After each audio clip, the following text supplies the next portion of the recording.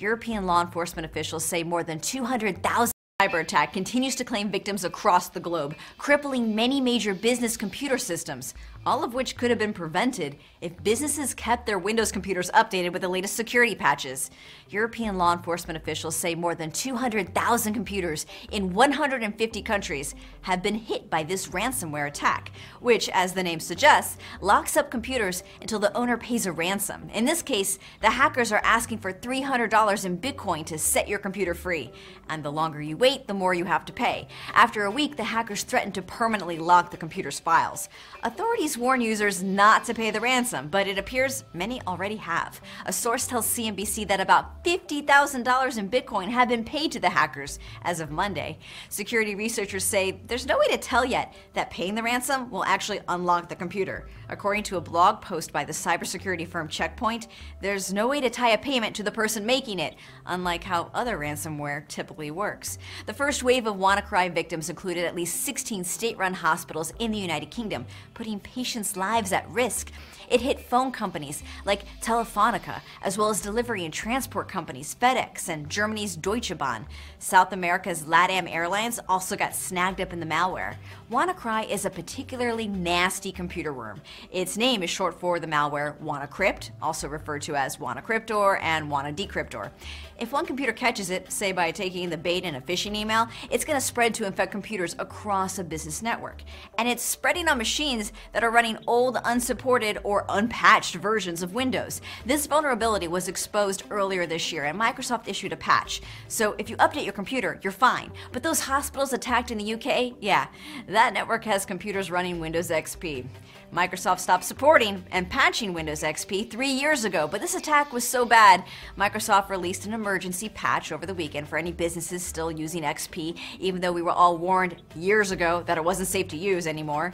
You may have heard that WannaCry was stopped Friday, but that was just a temporary halt, as the creators released a new version without a kill switch. I'm Bridget Carey. Stay up to date on the latest WannaCry developments at CNET.com.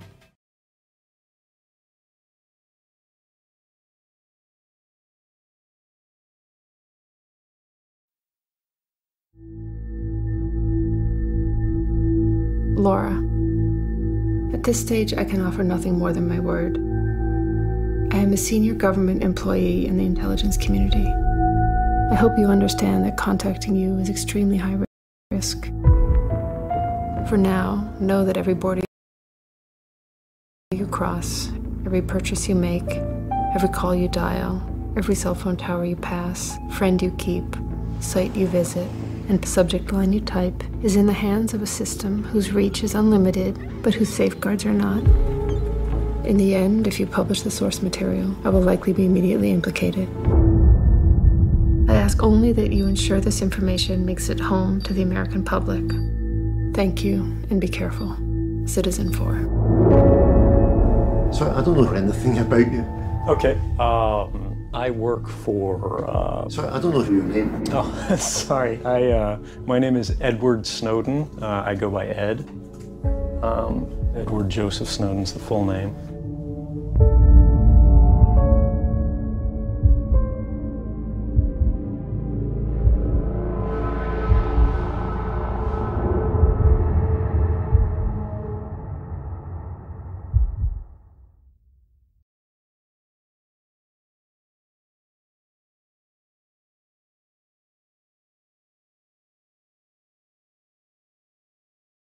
Snowden blasts the NSA over global malware attack, says they could have easily prevented it.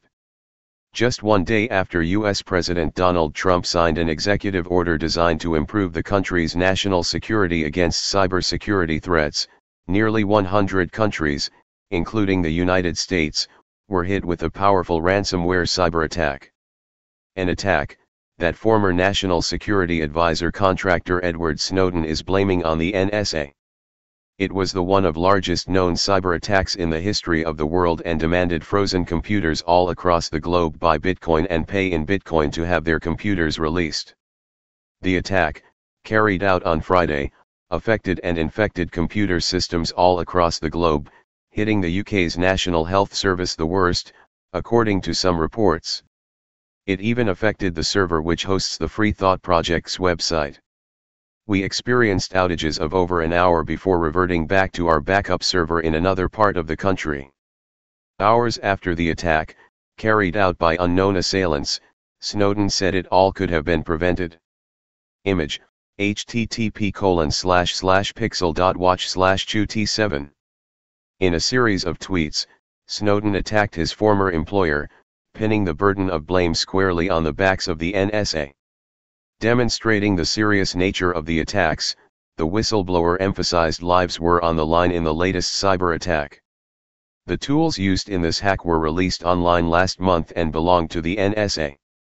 Snowden, seeing the grave danger posed by the NSA's spying and irresponsible nature, tweeted, "Woe at NSA Gov decision to build attack tools targeting US software now threatens the lives of hospital patients," indicating it was a leaked NSA cyberwar tool, created by the NSA which attacked the UK's hospital system.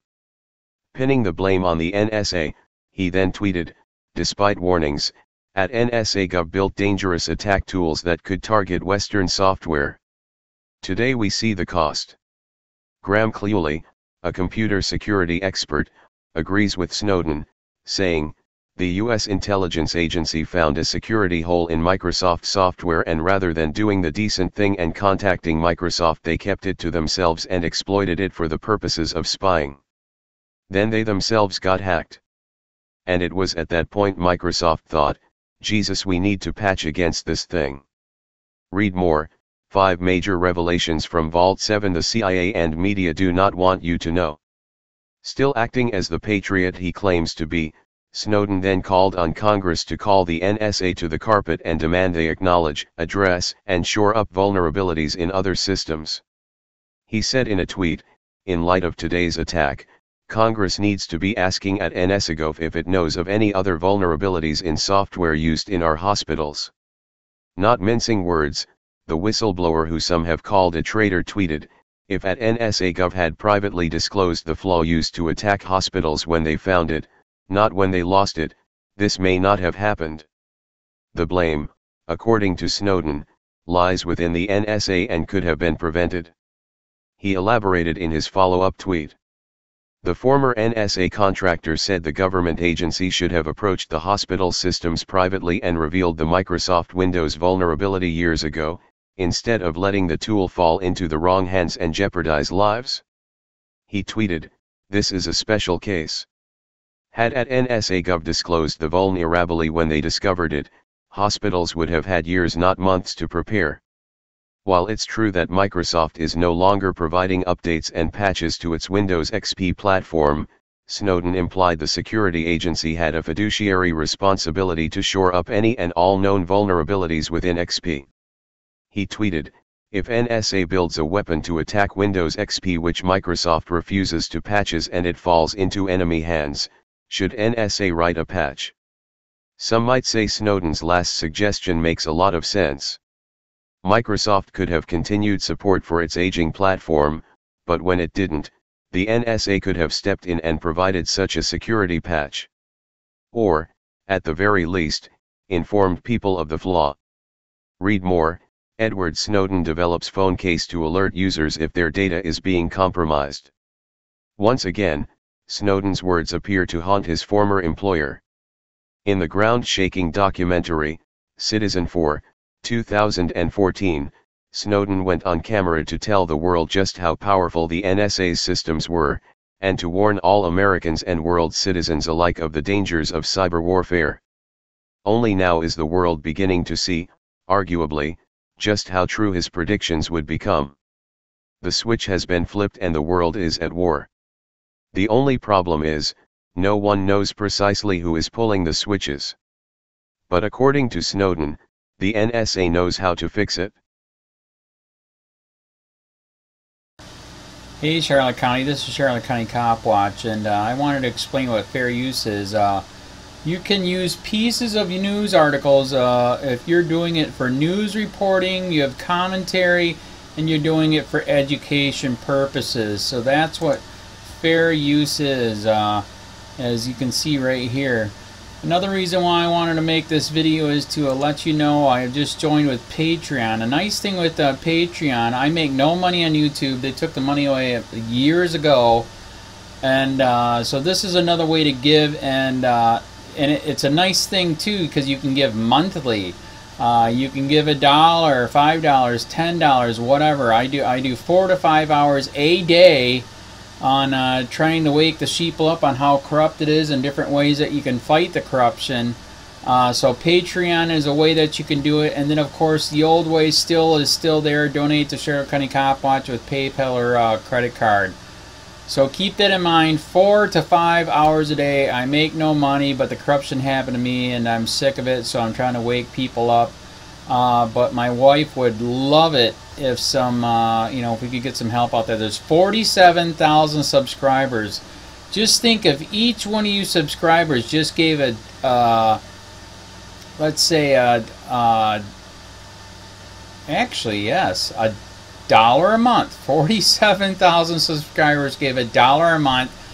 That would be awesome. That's not going to happen. But anyways, that would be great if it did happen. But do the math in your head. Just think about it. Like I said, 4 to 5 hours a day. I get no money from YouTube. YouTube has gone nuts. You can't do anything anymore. They're taking the money away everywhere. So these are a couple different ways that you can still help out with all this time that I put in. And as you know, I'm in a special situation where, at least I can do it. 4 to 5 hours a day. We have a cleaning company during the day. That's what allows me to do this, and we're debt free. So this is my hobby. I don't go fishing and all that other crap. I try to save the world. So help me out to make the wife happy, man. In fact, if you guys did give $1 a day, and there was 47,000 of you, and you did it, and each of you gave $1, and that was every month, oh my God, yes, I could quit. I could start suing them. Another idea too that we have is if I got some funds, we could actually contact everyone that has been ticketed and or arrested and put in jail and start sending them postcards to let them know we're here, and to see if everything went all right, and if it didn't, find out their story. So we could even do more investigations and more lawsuits. Lawsuits take money. So just think about that. 47,000 of you so far right now. $1 a day. $1 a month on Patreon, or $5 a month Patreon, 10, 20, whatever. Just do the math in your head. Help out. This is a lot of work every single day. Thanks.